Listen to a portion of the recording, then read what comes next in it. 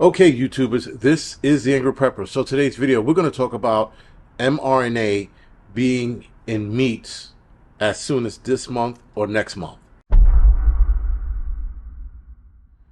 Now, the quicker answer to that is no. There will not be any mRNA technology in our food, at least not yet. Yes, I do see it coming. It is definitely coming down the line. It'll probably happen within the next couple of years. But right now, there is no regulations for it to be in the food, meaning the FDA is not demanding that it's in the food. So I do not see a lot of meat companies shooting this crap into their animals, right? And a lot of poultry companies and or beef companies are not liberals and or Democrats, and they don't bend to the will of the FDA. A lot of farmers are already against this as it is, so I don't see a lot of them up and on, going along with the program, going, oh, really, we should definitely put that in it. No.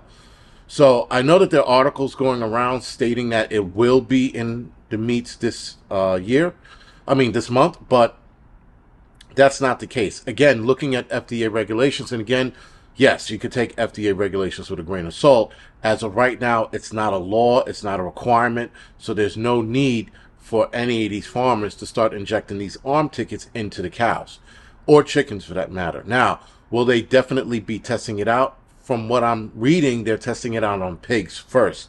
They're trying to see how pigs are going to react to it, which I find very interesting that they're doing pigs first to see how they react to the arm ticket or the arm ticket technology, mRNA, in pigs. So pigs are being tested currently, but they're not being put in pigs and in the market or on the shelves. That makes sense. I know a lot of people, we have to be careful about information, because information is being lied to from both sides, right? The left is lying and the right is lying. And I'm catching both of them are lying almost equally, right? So you got conservative sites up and putting people up in arms about mRNA being in meat. That is not happening yet. Again, no regulations are in place for these companies to abide by it. So it's not like, again, they're not going to open with open arms on their own, start injecting their animals with shit they're not sure what's going to do. Farmers are very protective of their profit. So they are not going to put something in animals they are unsure of, especially if they start putting it in these animals and their animals start dying before they can even get them on a slab to be broken down to be put in the supermarket. They don't want to do that. They don't want to lose that money. So they're not, again, openly going to do this on their own free will. They're probably going to have to wait for regulations to come down from the FDA to have this done. So for the website, and I only saw one website, and other people were copying from this website where they were saying that there will be mRNA arm tickets in the meat. That's not so. And again, if you look at a lot of the meat companies, they're not willing to put this shit in their animals because they don't know what it's going to do. Now, when they start doing this, because it will happen, when they start testing this technology or putting this technology in animals, we're going to have a big problem, because now we're going to have to be reliant solely on local farms who will not abide to this. And those are the farms, guys, that we're going to have to protect when push comes to shove, when the FDA starts making these rules and regulations and possibly taking business licenses away from people who do not want to abide to these arm tickets in animals rulings. We're going to have to protect them in some way, shape, or form. And we're probably going to want to start our own LLC companies at a smaller capacity where we can raise these animals, help other farmers raise these animals, and that's where we'll get our meat from. And we know that we're getting our meat from an industry, or rather an institute or a company that's not going to abide to the arm ticket ruling. So that's something that we should definitely start considering, and not wait till it happens and then go, what do we do? Start devising a plan now. Start coming up with a plan right now as to what you're going to do if and when they implement this mRNA arm ticket in animals, and when it starts reaching the shelves. Bad enough, guys, the meat industry, the fake meat industry, they're pushing their shit, and it's finding out now that the FDA which I'm surprised about. I read about this yesterday. The FDA is not completely convinced about lab-grown meat, this fake meat, because they think that, not that they think, they don't know what the outcome of lab-grown meat is going to be on people for a duration of time, meaning a long period.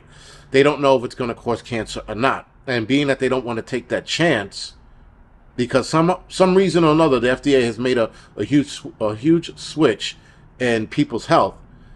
They don't know what lab-grown meat is going to do over the long term. So it's an uphill battle right now for lab-grown meat. And though Bill Gates is trying to convince him that it won't cause cancer, he doesn't even know that. When asked, how do you know that? They don't know. None of these laboratories that are growing meat know what the long-term cost on the human body is going to be, because it hasn't been around that long, and people are not eating it in droves like that. Now, yes, there are certain places that are starting to sell it. I think there's a spot in Italy or Spain. I'm not sure which country it is, but nonetheless, there's no long-term evidence as to what this meat's going to do to the human body. Now, obviously, yes, I think it's going to cause some kind of cancer, because you're using nothing natural to grow this meat. So that's the big sign, if you will, as to this meat causing cancer, being that it's all chemically induced. It's all chemically grown. So anything that's chemically grown with that amount of chemicals in it, guys, obviously is going to cause some kind of cancer. The problem is, how far down the line is it going to cause that cancer? Is it going to cause cancer in a year? Is it going to cause cancer in 20 years? They don't know, and they want to know. Now, obviously, if it causes cancer between a year or 20 years, and they find this out for sure, they're not going to release this fake meat in the market. So they're going to have to come up with another way. It's probably why they switched gears and have been pushing this bug burger shit, or bug meat crap, where the meat is predominantly bugs, but not 100%. There's other additives in there like soy and things like that to make the bugs meat hold together so that it looks like a burger meat, or looks like chopped meat. So they're using soy and something else as a binder, if you will, to make this meat look like chopped meat, but it's still bugs and crap. That stuff down the line is probably going to cause estrogen to raise, but they're not going to entertain that, as we all know that soy raises estrogen, right? So again, stay away from bug burgers, stay away from lab-grown meat, and let's pay attention to when the mRNA arm ticket becomes a federal mandate for farmers to use. Then and only then will it become a real deal. Other than that, guys, this is the Angry Prepper. Thank you for watching.